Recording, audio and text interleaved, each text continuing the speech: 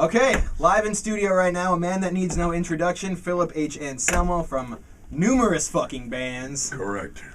And thanks for taking the time to come talk to us, man. Oh, yeah, not a damn problem at all. What's up, Phil? Hey, how you doing, man? Pretty good, man. All right. So you're obviously here with your new band, Phil Anselmo and the Illegals. I'm sorry, Philip H. Anselmo and the Illegals. It really doesn't matter. How did this project come about?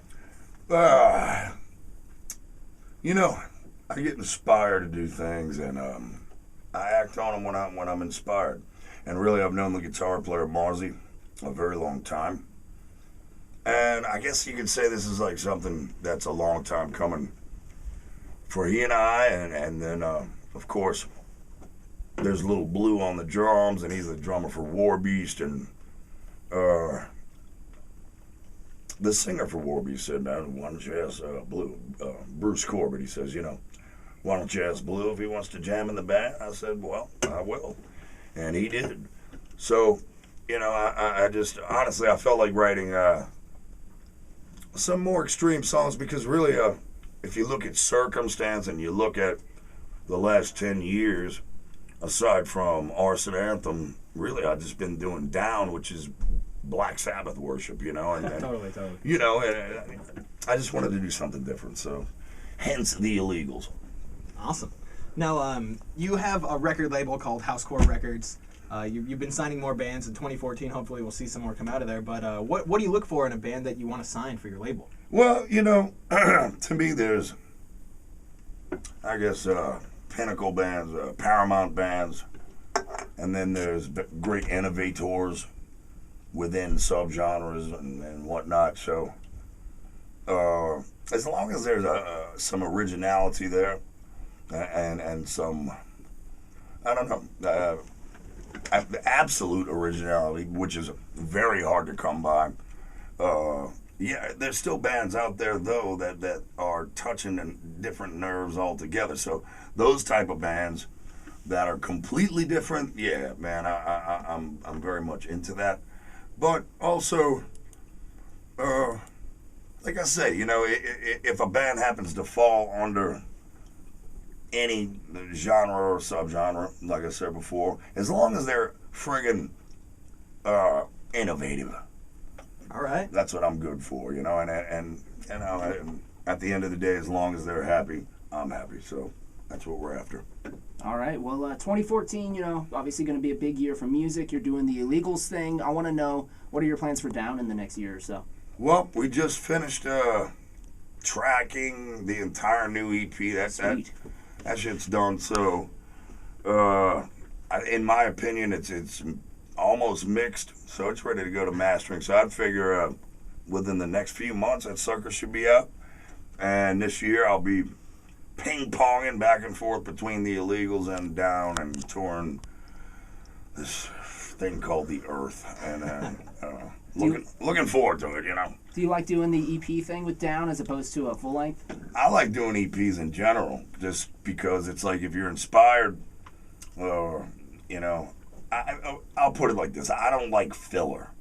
If you have like songs that you feel very, very strong about, and then other songs that could go one way or another with the target audience or some shit like that, it's like that's kind of boring for me. So as long as it hits hard, it is long enough. All killer, no filler. Yeah, exactly. 4 songs, get out of there. Yeah, thanks, appreciate it. I can't spit the words out. I just got through holding puppies and kittens and stuff. So, it's like, Jesus Christ. I always thought some of the best hardcore metal records were in like 15-minute spurts, and then it would be over. Just I have a short attention span, so. I think that's the way everybody's gotten over the,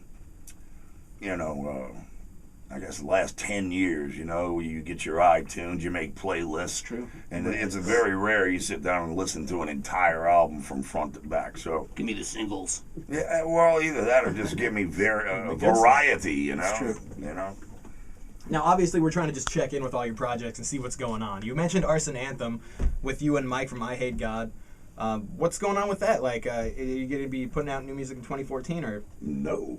No? No, because actually I Hate God has a new record that is just about mixed. Yeah, they're playing out now. It's awesome, and we might be doing some business together. Nice. All I like right. the sound of that. Yeah, me too. And yeah, those are some of my best brothers of all time. And Mike and his wife, they live out on the property with us. Actually, they live right above the studio. That's awesome. Yeah, poor bastards. And but we're really, you know, so we're family, you know. So either way, man, I love I Hate the Lord and all that stuff. And really, Mike and I are both so friggin' busy. We both love Arson. Don't get me wrong. Totally. Not wait. That sounds kind of crazy. We both love Arson Anthem. God, you see how one-liners can get taken. A Phil Anselmo says he and I love Arson. I love Arsons. Exactly. Yeah. Well. Yeah. Wow. Thank God we're not in Scandinavia. But either way, we don't have time for Arson right now. I love it, but damn, you know. All right. Word.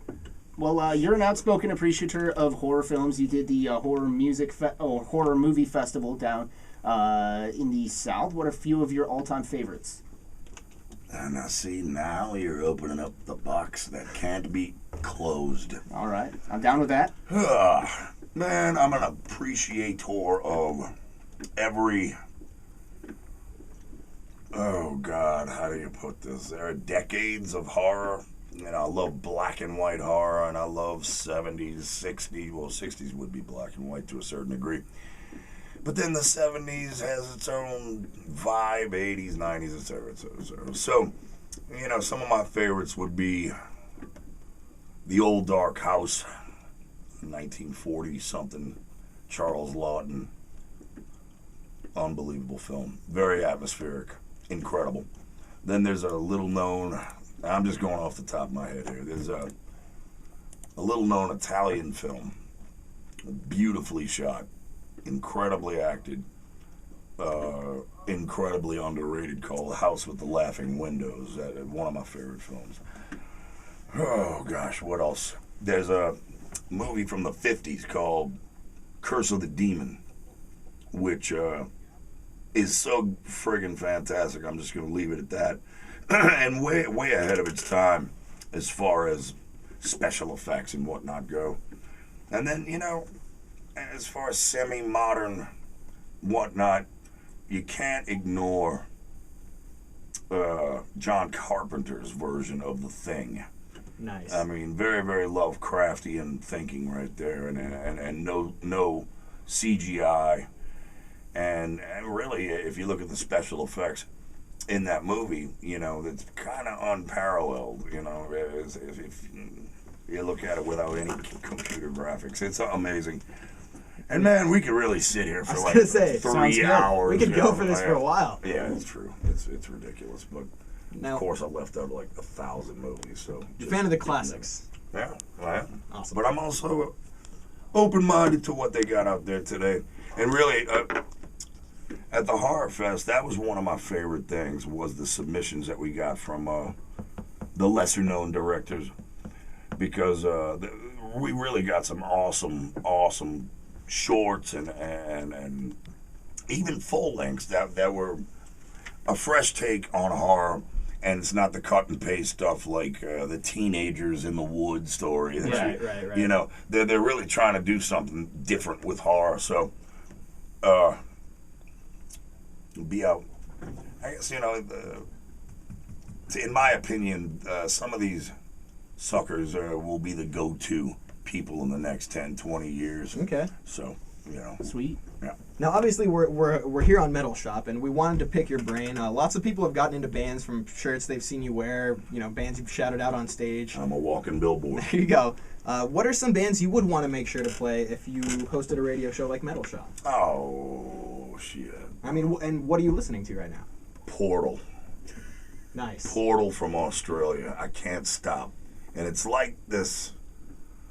like a virus. And speaking of great bands, Virus from Norway, formerly called Ved Buenzend. but Virus is a very, very unique band. I wouldn't necessarily call them heavy metal. They do have heavy metal influences, I guess, but they're an incredible band, and they would fit on a heavy metal show. Just very different. It's almost like if Voivod had grown up in Norway and started playing this dark stuff. But really, Portal and Virus. oh, Portal. You guys need To me, Portal is what Morbid Angel did for death metal, except today. And they've been around for a long time, and every record they've done is so worth it. their new one, Vexavoid, is pretty much a mind F. Well, as it should be, but every album they put out is, and not just the fact that they're playing 9-string guitars, and the drummer plays backwards rolls into forwards roll. His tom work is insane. It's not just blast beats or speed for the sake of speed. They're out of their minds. The vocalist, the curator, his lyrics are Lovecraftian precision. It takes him 4 lines to encapsulate the entire Lovecraft collection, and I don't know how he does it, man. I'm kind of envious. We're witnessing your mind being blown right I'm in front of us. blown. Well, you ask me stuff like this, and when I talk about Portal, I get kind of into it, man. animated, Then It's your favorite band. You should be. they are my favorite band right now, as of right now. Death metal band for sure. Cool. All right, so I guess we're gonna play some Portal and some Virus, and then we'll be back with more from Phil. Cool. And we're back. Studio Those magic. are good songs, dude. Yeah, cute, eh? Chicks love it. So we used to have this kid named Alex who lived in Seattle, and he called us at the ripe old age of 10 years old, the very first time, and he sounded like a little kid. And as the time went on, we literally kind of heard his balls drop, and he developed his metal foundation from listening to shows like Metal Shop. So And now he's a dying fetus diehard. right. So the question is good child. so yeah, exactly. Good job, Alex. So there's a lot of kids getting into metal right now. What are some of the bands that got you into music when you were younger? Oh, Jesus. Now, here we go. I'm going to sound like the dinosaur that I am, but really, I grew up in a house where the Beatles were played constantly, Led Zeppelin, Jimi Hendrix, Janis Joplin, and then later on, cats like Peter Frampton and his Comes Alive record, you heard it all the time. But also a little more... Well, it was innovative at the time. It was very innovative. But like Focus, I don't know if y'all... Hocus Pocus? Exactalac, that band's an incredible band. But also, later on, like Queen, incredible band. And then, I guess by the time puberty hit, it was all Judas Priest, Iron Maiden, early heavy metal stuff. Right. Really early in the game heavy metal stuff. And you used to get like the Metal Massacre compilation records, and that was the first place I ever heard Slayer, first place I ever heard Hellhammer, So, and obviously we know the logistics of popularity of Slayer, for God's sakes. Exactly. But at one time, they were breaking the mold, and so, yep, I'm old, and I love... You're experienced. I'm very experienced, and, but, music is vast, man. I like all kinds of different stuff, but since this is the metal shop and all this stuff, or metal, heavy metal, everywhere I look, there's Pantera stuff. It's kind of weird around here, man. So true. No, but I'm just saying, I'll keep it heavy metal, but, Anvil, bands like Anvil, Exciter. Yeah. Okay. Canada really had some very innovative drum sounds and drummers for their time. So, once again, like the movie question, this is a box that could stay open for a very long time, so I'll shut it now. So we booked you for the next 4 Saturdays in a row. Jesus. And you're going to be staying at our apartment. All right, On well, the couch. How does that sound? that sounds fine, man. Sweet. Beer's on me. All right, we'll smoke you out every day and supply you with a fine... Let's make it, I'm a midnight toker. If I wake and bake, you ain't getting me away from the stereo. So, have you had any of the Seattle greenery since you've been here yet? I just We're got legal here now. I will smoke after the show for sure, Sounds good. or maybe before. Just Or maybe right now. Or maybe drink. maybe just a hit. All right. Well, there's we're talking about bands that you're into, a wide variety of stuff. There's a band we occasionally play on Metal Shop whose name we cannot say on air, though they are very popular. AC. We'll call them AC. How did you get involved with Seth Putnam back when you did background vocals for some AC? And tell us the story of kind of working with that project. Well, he also sang on the Great Southern Trend Kill, I believe. That's right. Yep. Or Far Beyond Driven. Great Southern. My memory's ridiculous. Honestly, I was an AC fan, and I went out to see them in New Orleans, and they needed a place to crash. I said, I live right up the road. Me and Seth hit it off big time. And, Seth was a guy of extremes. Right. And his sense of humor was cutting edge, to say the least. And I think that's where we bonded. It's like, Yeah. man, I get you. You're a funny guy. And not to mention, in my opinion, Morbid Florist. The AC Morbid Florist record is probably one of the most unique and intense, excruciating listens still to this day. Matter of fact, I'm touring right now with a band called Hymns, who's also on Housecore Records. They're very extreme, Nice. insane, Portal-ish, except a little different. And they had never heard the AC Morbid Florist record before. And I played it for them just the other night, and they were smoked. Nice. So I suggest anyone 8 years old or older.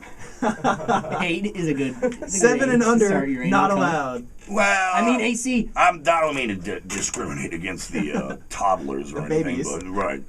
But check out Morbid Florist, man. That record is it's essential in my book. Now, we saw Rex Brown put out a book last year. Our buddy Mark Eglinton came into the studio and talked about us, his ghostwriter, his co-writer.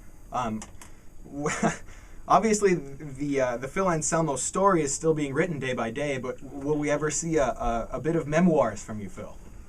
Maybe an autobiography at some point. Yeah. I'm not absolutely wild about it right this second because, like you say, the chapters keep being written. Right. Every day is like crazy. It's like, man, this is a whole chapter again right here. Right now, yeah. Right this second, But, eventually, at some point this year, I'm going to have to get heads down about it and really start digging through the memory, going through all the, in my opinion, what I want out of the book is something a little more positive than what's been out there before, because there is some hilarious BS that went down with shit. Before I was in Pantera, a lot happened. While I was in Pantera, a lot happened, and then since then, a lot's happened. Right. So, but I want to keep it.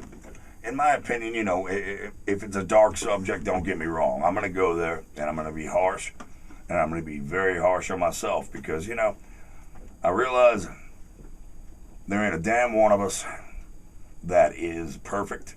We are the species of ultimate and many mistakes, multiple mistakes. So I'm not ashamed of saying, hey, man, I did the wrong thing here and there. I'm not ashamed to admit that. But still, there is a positive message out of a whole lot of negative sometimes. You learn from it, and that's basically what I want to probably get out there the most. Well, plus as time goes by, you got a chance to sit back and reflect on what you've been through and learn and grow. And as you should, and if you don't, you're missing the boat, man. Exactly. All right. Well, this is fun. Whoa! what should? Yeah. All right. So, are you down to talk football for a second? Heck yes. Yeah. You think the Seahawks are going to take it to the Niners on Sunday? I know they are. I know they are. There it is, right there. You hear that? That's what I'm saying. We got We got a 12th man over here. Well, look, every year, you know, I'm from New Orleans, so obviously New Orleans and Seattle have a lot in common as far as being losers are most of our born lives. Oh, you it's know? so true. It's so true. But now, you know, with this little Russell Wilson, what a beast he is. Oh, yeah. Oh, my God. And you know, y'all got him for a while, Jack. Yeah. Second-year player, man. Lowest paid quarterback in the entire league. Till next year. And that's when Richard Sherman's helmet colors change, and that's when Cliff Averill gets cut, and then you know, your team starts to fall apart because you can't pay for all the players. Right. But I'll get to the chase here. Honestly, I think the Seahawks will go to the Bowl. And in the AFC, I think the Patriots have what it takes to beat the Broncos. But if the Broncos win, it's that up-tempo offense, and they can run the rock. Highest scoring. That worries me against Seattle, because even New Orleans, we struggled running the ball all year till the end of the year. We ran on you. And no Sean Moreno is no joke. He is for real. Manning's a beast. All them players on the offense have been playing out of their minds apparently this year. Got to look at strength of schedule. But Pete Carroll is smart. You got to make quick substitutions versus that offense. I know their defense can be beat. I think with the talent y'all have on offense, right, you can stay in the game with them. It's just that you cannot let the Broncos jump out to this thing called 2-touchdown lead. Yep. That would Then be you're tough done. to come back from, man. But in my heart, and I say this and I mean this, if the Saints get eliminated each year, you got to kind of root for somebody if you're a football fan. And don't never get me wrong. I'm a Saints fan first till I hit the dirt, but I'm rooting for the Seahawks to pull it off. all the Awesome. way. That's what I Yeah. like to hear. That's awesome. Thanks, man. Well, Damn thank you. straight. Well, Phil's rooting for us. So then you know we're gonna do it. Yeah. All right, man. So we got one last question before we let you go here. Obviously, you've played with a ton of musicians. You've done a lot of really cool things. What's still on your wish list, man? What's on your bucket list of things to do before you're done with music? God. Some other artists you want to work with, or Portal. yeah. Yeah, that's a good idea. But, that's something that we're in the works on anyway. Do some shows with Portal. It'll probably happen over in Australia if it happens. They're a very mysterious band. They'll put out a record, tour Australia, Japan, and if they make it to the States, they do. If they don't, they don't. So, they're exclusive about the type of shows they play. And Got to catch them on their own terms. in a weird way, yes, you do, which is fine by me because I'm the fan here, But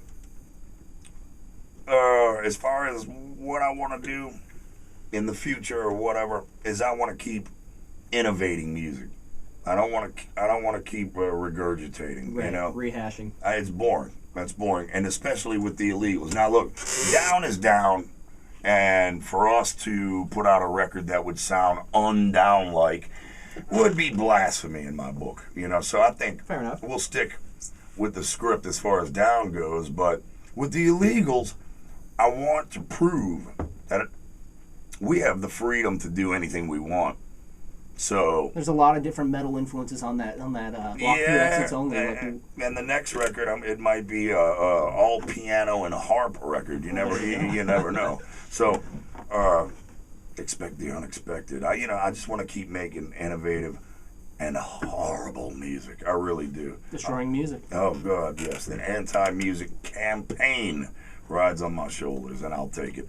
Cool. All right, Phil, you got any final words for the Northwest metalheads and music fans out there before we let you go? Listen to Portal and go Seahawks. Yeah. Awesome. Thanks again, Phil. Thank you. Oh, go. Yep. Oh, yeah. You fumbled.